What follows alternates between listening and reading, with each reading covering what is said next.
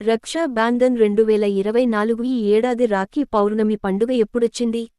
భద్రం కాలం అంటే ఏమిటి? రాఖీ ఎప్పుడు కట్టుకోవాలి అని పూర్తి వివరాలను ఇప్పుడు తెలుసుకుందాం.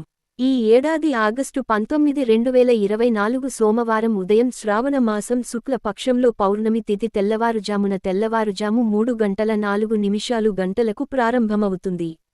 అదే రోజు రాత్రి ఉదయం 12:05 గంటలకు ముగుస్తుంది.